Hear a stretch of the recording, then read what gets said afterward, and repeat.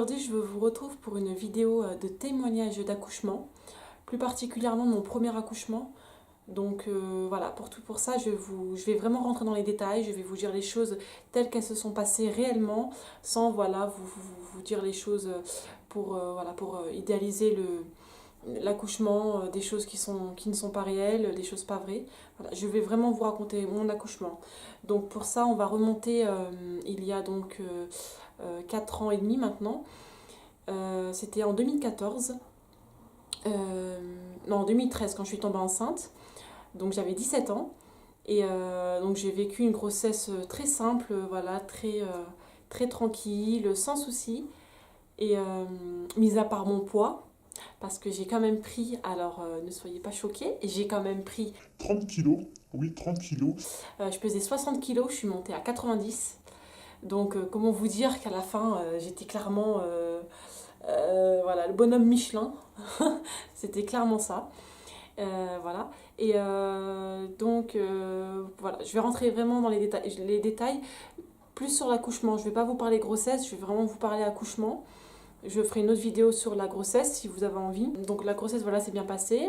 Nous arrivons donc à 39 semaines et quelques jours, je ne sais plus exactement. Donc c'était un samedi.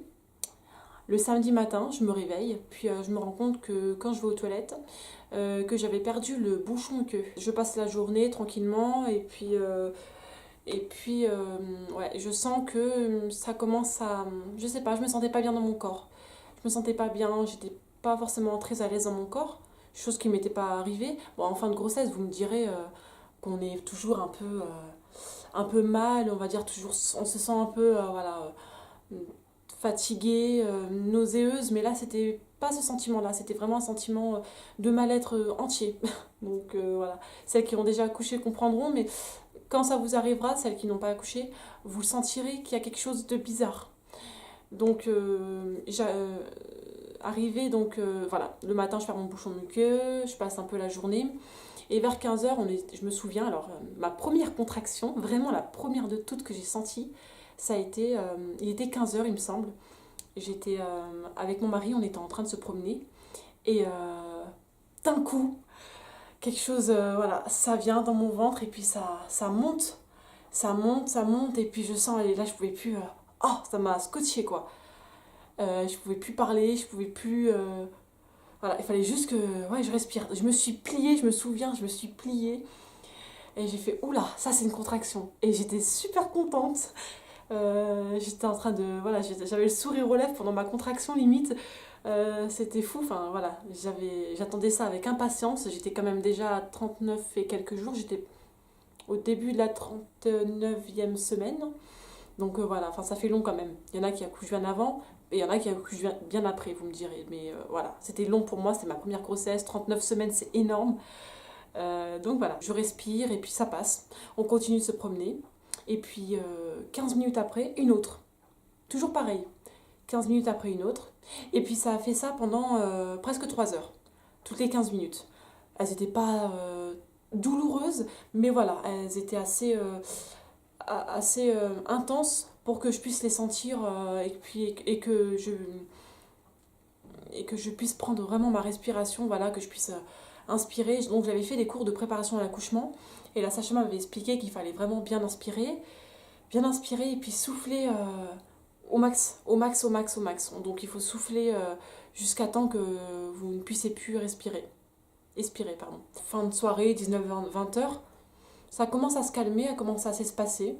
Donc de là, je me dis, bon, bah écoute, hein, c'est pas vraiment ça, parce il paraît que voilà, il faut que les contractions soient beaucoup plus rapprochées que ça, que ce soit vraiment très douloureux, il faut vraiment limite en pleurer, voilà. Alors moi, j'étais pas du tout comme ça, mais elles étaient vraiment intenses.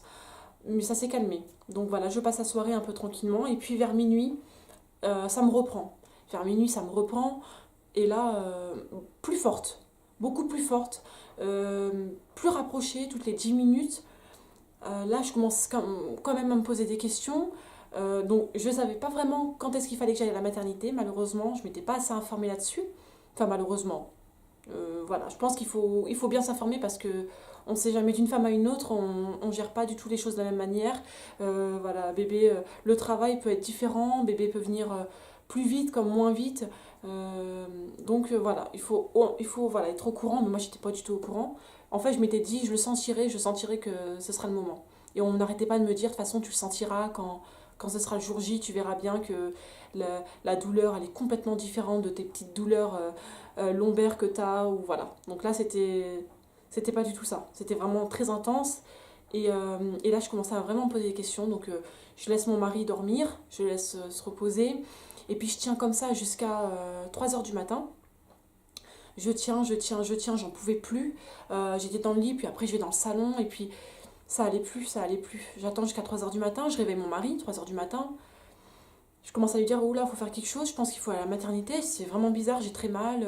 J'avais pris l'espace-fond, j'avais tout pris. Et donc, on va à la maternité. La sage-femme vient m'ausculter et puis aussi me mettre un monitoring. Niveau contraction, elles étaient là. Mais c'était pas trop ça en fait. Voilà, c'était pas assez intense pour elle. Donc de là, elle me dit bon, bah, on va quand même regarder le col, où est-ce qu'il en est. J'étais moi à un col fermé, long. Et voilà, il n'y avait rien qui s'était passé à mon rendez-vous que j'avais eu avant. Donc la sage-femme me dit vous êtes à un doigt. Mais par contre, c'est pas ça. Donc là, voilà, je suis déçue, je rentre chez moi et puis bah, ça continue. Ça continue sans s'arrêter. Vraiment sans s'arrêter. C'était intense. C'était horrible. Je me dis, c'est ça un faux travail. J'en pleurais chez moi. En plus, mon mari s'était recouché. J'étais toute seule dans le salon. Je voulais pas le déranger. Donc, je lui ai dit, va te recoucher. De toute façon, c'est moi qui dois le vivre. Enfin, tu vas pas rester avec moi pendant. Elle m'a dit que ça pouvait durer une semaine comme ça. Enfin, voilà, c'est fou. Je me suis dit, non, je vais pas souffrir comme ça une semaine. J'avais mal, j'avais des contractions. En plus, ce qui arrivait, des fois, j'avais des contractions toutes les 3 minutes par moment. Elles étaient complètement irrégulières. Donc, on va passer un peu la matinée. Arrivé vers 9-10 heures du matin, là, elles étaient vraiment intenses. Vraiment, vraiment, vraiment intenses. J'en pouvais plus. Les contractions étaient rapprochées toutes les 5 minutes. Mais je voulais pas y aller parce que j'avais encore peur de me faire refouler.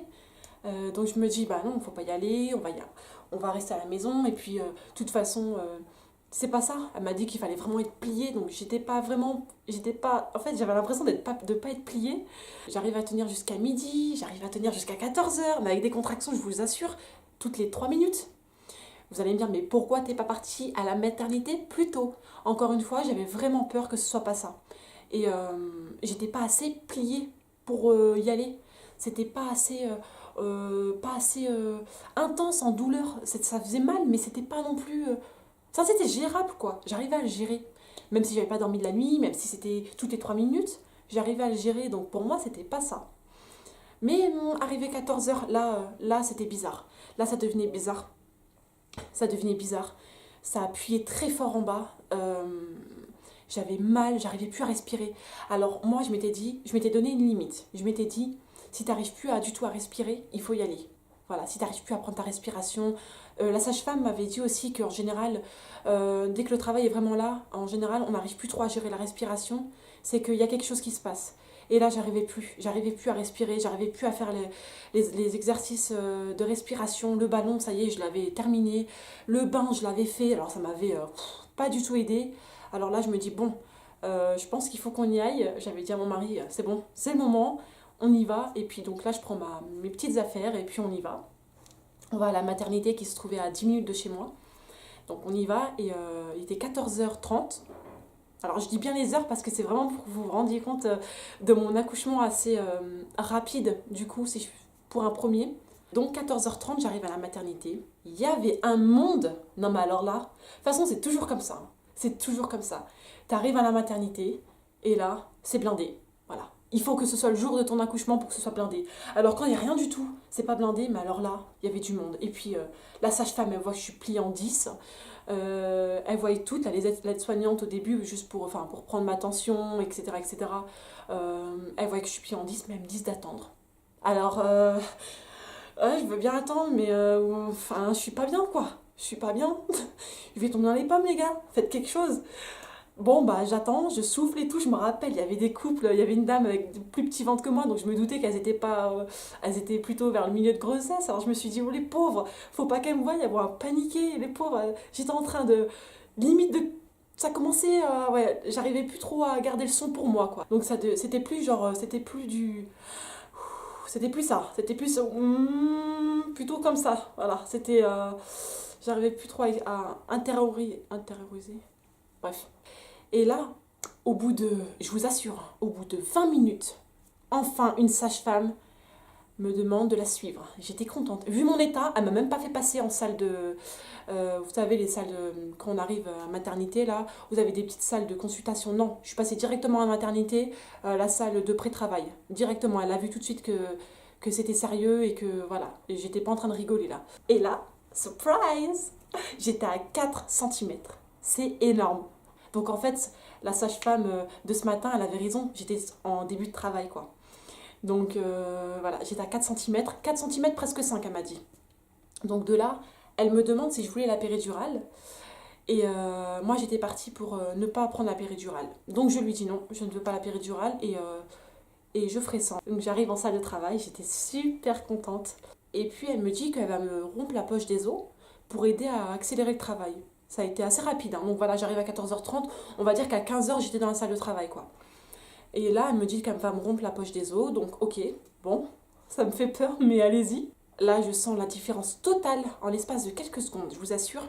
Elle me rompt donc la poche des os. Donc, voilà, ça coule. Et là, je sens bébé qui appuie. Vraiment, c'était plus pareil. Là, on sentait... je vois la différence entre la poche des os qui aidait à amortir, on va dire, la tête. Mais alors là, une fois qu'il n'y avait plus la poche, la tête, je la sentais très, très bien. Donc voilà, ça commençait à devenir de plus en plus dur. À partir du moment où elle m'a rompu la poche, ça a été vraiment là le moment le plus dur à gérer. Tout le reste, les contractions, le reste et tout les autres, la journée passée avant, parce que j'ai quand même eu en tout 24 heures de travail jusqu'à mon accouchement final. J'ai eu 24 heures de travail. Mais ouais, les contractions à côté, c'était rien. Là, le bébé qui appuie, là, c'était des vraies contractions. Là, je peux dire que j'étais en travail, quoi. Là, ça y est, je sentais la fin qui arrivait. Elle voyait que ça allait vraiment plus, que j'arrivais plus trop à gérer, donc elle me propose de me donner le gaz hilarant. Alors, le gaz hilarant, comment vous dire? Ça a été une catastrophe. Une catastrophe pour moi. Il y a des gens qui le vivent super bien, qui le prennent, qui le supportent vraiment bien en rigolant, en étant shooté complètement. Mais alors moi, ça a été une catastrophe. Je l'ai mal vécu. Il m'a pas aidé du tout. Il m'a fait vivre un accouchement vraiment horrible. Je ne dis pas que ça va faire ça pour tout le monde. Mais alors moi, ça a été une catastrophe. Je vais vous expliquer pourquoi. Elle me pose le masque. Donc il faut bien inspirer. Vous prenez une bonne inspiration dans le masque. Vous inspirez et là, à partir du moment où vous inspirez, au bout de la 2e ou 3e fois, ça y est, vous n'êtes plus là, hein. Vous êtes complètement dans les vapes. Alors ça a été mon cas, j'étais complètement shootée. La contraction, elle était là, mais j'arrivais plus à rien gérer. Et en fait, le problème, c'est que une fois qu'on vous a proposé en fait le gaz, pour ma part, je veux dire, une fois qu'on m'a proposé le gaz, ça a été fini. J'arrivais plus à m'en passer. Même si je ne gérais plus rien. Donc, c'était une catastrophe. Imaginez-moi, sur mon lit de travail, voilà, avec mon masque, sans péridurale, et je ne gérais plus rien. Voilà. J'étais complètement shootée. Vraiment, il n'y avait pas d'autre mot, j'étais shootée. Je ne peux même pas dire. Voilà, j'étais défoncée. Arrivé un moment, donc elle m'a posé le gaz, on va dire vers 15h30. Je dirais plus 16h, mais j'arrive pas trop à avoir la notion du temps en fait. J'arrive pas à trouver la notion du temps parce que vous êtes voilà, vous êtes dans votre monde, vous êtes dans votre petit cocon, vous êtes dans votre douleur, vous essayez de gérer votre travail comme vous pouvez, surtout sans péridurale. Donc c'est un vrai travail, c'est quelque chose de... Voilà, c'est vraiment la respiration, c'est tout à côté, c'est un vrai travail.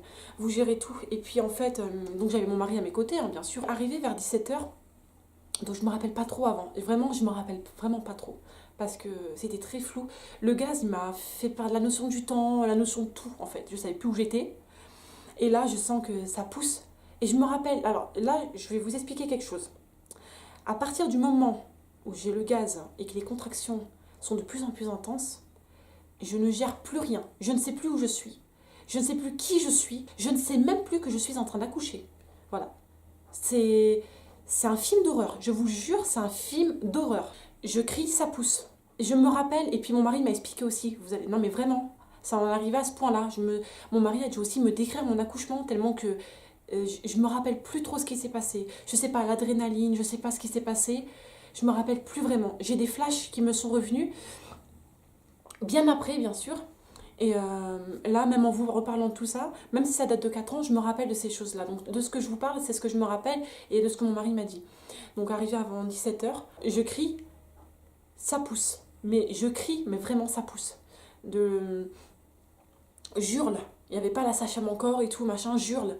Je crie, ça pousse, ça pousse, ça pousse. Je sentais, ça poussait, c'était fou. Donc, de là... Mon mari, il appelle vite, il appuie sur le bouton, vite les urgences et tout, venez, machin. Et là, il y a une aide-soignante qui arrive et qui dit, alors là, je me rappellerai toute ma vie. Alors elle, si tu vois ma vidéo cocotte, parce que franchement, ce que tu m'as dit, c'était n'importe quoi. Elle me dit, arrêtez donc de crier.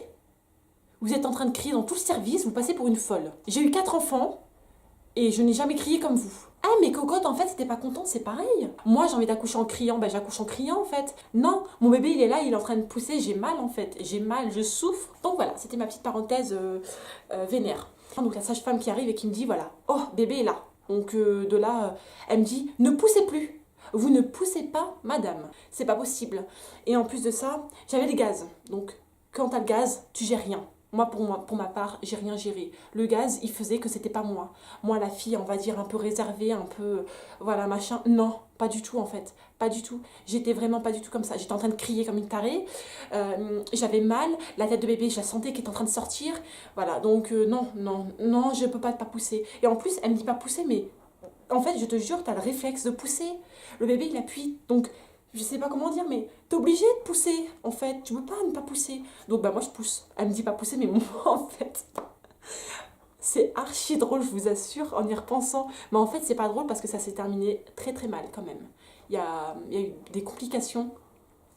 Mais quand même, là, la scène, elle était vraiment drôle parce qu'elle me dit, pousse pas. Et moi, j'étais là, je poussais. Elle a dit, mais la meuf, elle a pas compris ce que je viens de lui dire. Mais tu peux pas pousser. Bref, donc, ne poussez pas, madame. Ok. Je pousse. Et là, en fait, je me rappelais pas que j'étais en train d'accoucher. Le gaz, il m'a fait délirer. En fait, plus je prenais le gaz, plus j'étais ailleurs. Et sauf que je prenais du gaz toutes les secondes. Donc, j'étais vraiment plus là. Et je vous assure, les filles, je vous assure que j'avais pas l'impression d'être en train d'accoucher. J'avais l'impression d'être dans un rêve. En train de faire un cauchemar, j'avais mal partout et du coup je serrais les jambes, au lieu de les écarter logiquement, voilà, moi je serrais les jambes, j'étais en train de me serrer et donc du coup t'avais mon mari qui me tenait les jambes, t'avais une aide-soignante qui me tenait les jambes, t'avais l'auxiliaire de puère qui m'appuyait sur le ventre pour appuyer sur bébé. Et s'il y a des sages-femmes ou quoi que ce soit qui me regardent, est-ce que c'est normal de faire ça, d'appuyer sur mon ventre comme ça?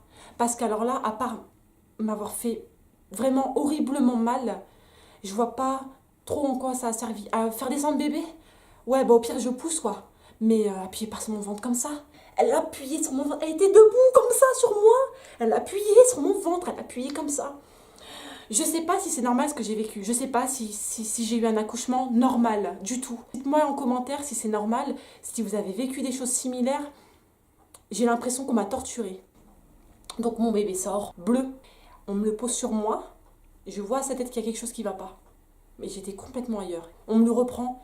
Et là, on m'appuie sur le ventre et on me crie, madame, poussez, poussez, il y a le placenta à sortir encore. Et en fait, ce qu'on me disait pas, c'est que j'étais en train de faire une hémorragie. Donc, je ne savais pas que j'étais en train de faire une hémorragie. Je ne savais même pas que j'étais en train d'accoucher. Je ne savais même pas ce qui se passait. Et j'entends juste quelques mots que j'ai pu entendre. C'était, monsieur, il faut la laisser. Ce que je voyais des murs. Voilà, je voyais qu'on était en train de me déplacer quelque part. Après, arrivé au bloc, on essaie de me faire sortir mon placenta parce qu'en fait, quand on fait une hémorragie, je pense qu'il faut faire sortir vite le placenta parce que je pense que c'est pas, il y a une histoire de truc comme ça. Et là, j'avais très froid et en fait, j'avais plus personne. Autant vous dire que j'étais en panique totale.